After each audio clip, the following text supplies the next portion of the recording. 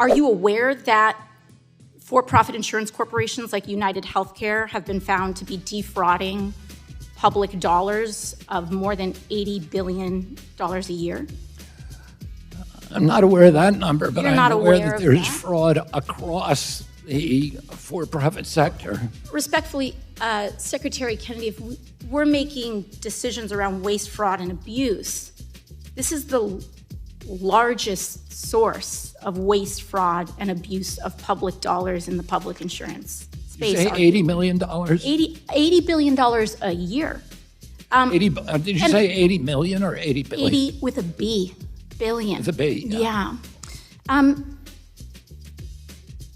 If that's the case, why did you nearly double the rate that taxpayer dollars give for-profit insurance companies like United next year if you don't know those things? This, ladies and gentlemen, is what we're up against. What would be an example of the misinformation that you're referring to? Like that vaccines cause autism. So they don't cause autism, you're saying? Correct. At all? Correct. Well, that's news to me. Okay, what about death? Doesn't the vaccine save lives? Correct. It lowers the death rate. It doesn't prevent it 100%. Okay, so why are people dying? Because it's not 100%. Meanwhile, Dr. Mike also showed another side of the opposition on Jubilee. I am, as a public servant, completely financially divested of any conflicts of interest with any healthcare companies, any stocks, any lawsuits that I would financially benefit from. Are you?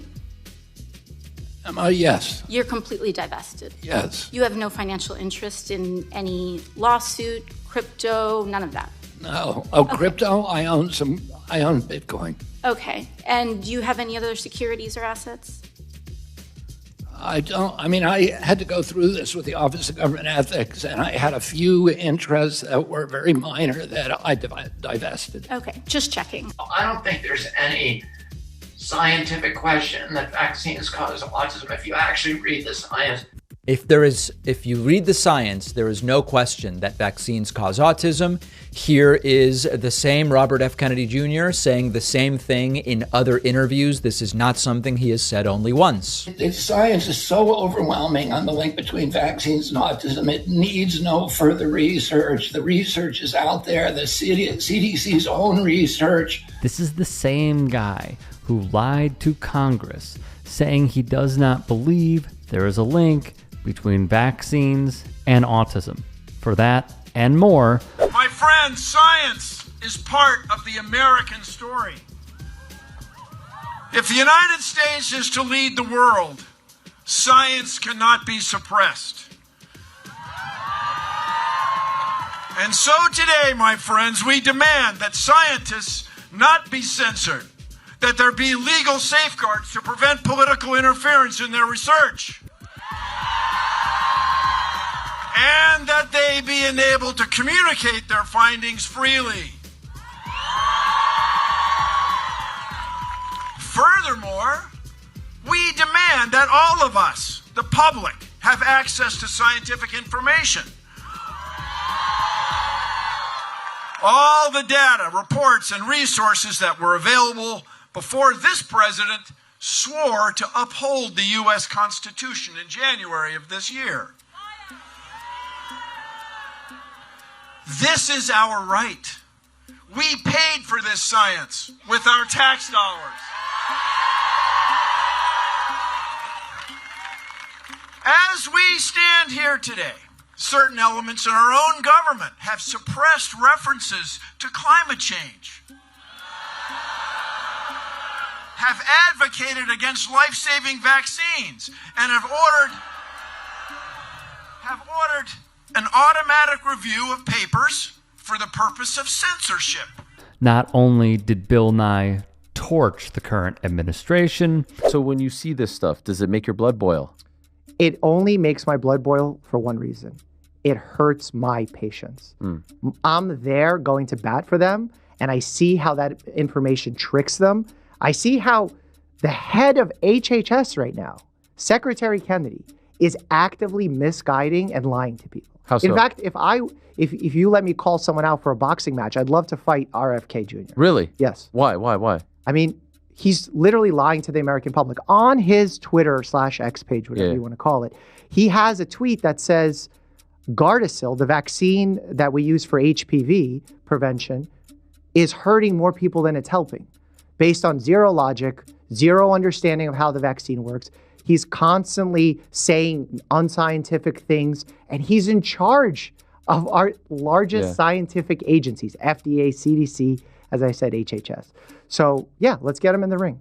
In fact, let's do one better. Okay, I love this. Wow. Let's get the Misfits folks. Yeah. And we could do one of those tag team things that you love. Oh yes, I do love them. They're fun. You kind of switched your opinion. Yeah, I did. So let's do RFK Jr. And since he has a fanboy in Jake Paul, okay, let's do Jake Paul and RFK Jr. versus me and Canelo.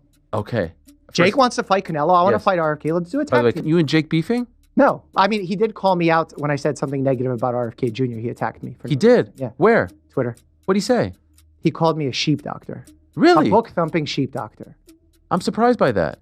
I don't get it. Yeah, neither do we. RFK Jr. is a public health threat. So why do you think he is a threat? I think that RFK's stances of why he's a public health threat go past the anti-vaccine stances.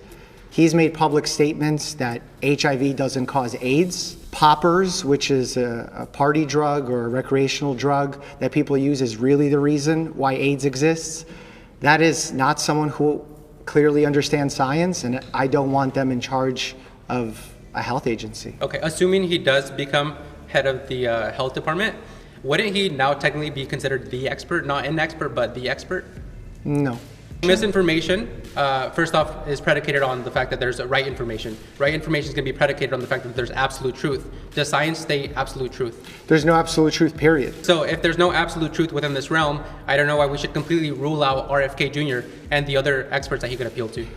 The reason I rule him out is because he takes information that is not true, like that poppers cause AIDS. Subjectively true. It's not subjectively true. I think it is safe to say that we went from having qualified people to then turning the car around, pulling a 180 through not just this position, but also many others in this current administration, and going down the conspiratorial route. And what I find to be rather fascinating is that Robert F. Kennedy Jr. in the span of sorry, I just hit my water bottle, in the span of months, went from I'm running to be the Democrat nominee. I don't have enough votes. I'm running to be an independent. Couldn't get on the ballot in a lot of places, and where I did, I might be eating up some of Trump's votes. I'm actually going to back out, and I'm going to endorse Donald Trump. Politics, man. Where else can you find this? If you had a friend who said, I am a supporter of the Green Bay Packers, and then they go, no, I think I'm going to root for the Falcons. No, I'm going to be a Bears fan for the rest of my life. I'm going to wear the Ditka garb. I'm going to have the cigar. I'm going to get a Caleb Williams jersey. And I'm going to paint my cheese head blue and orange and have a big C on it. How would you feel? Or vice versa. Like the audacity, the caucasity of this man to continue to play in so many people's faces. I mean, we read this from a mile away. His quotes are out there. We've covered them. He does not have a shred of decency anymore. Any of the good work that he did with the planet was already a moot point because he, as we went over through credible sourcing and reporting, he may have led to the downfall of his wife because of the emotional distress that she suffered at the hands of him. And by the way, Cheryl Hines, way to ruin a legacy. Seriously. So we have a conspiratorial pro-fascist leading HHS. These are serious consequences that we are going to have to deal with just because he was power hungry. That's it.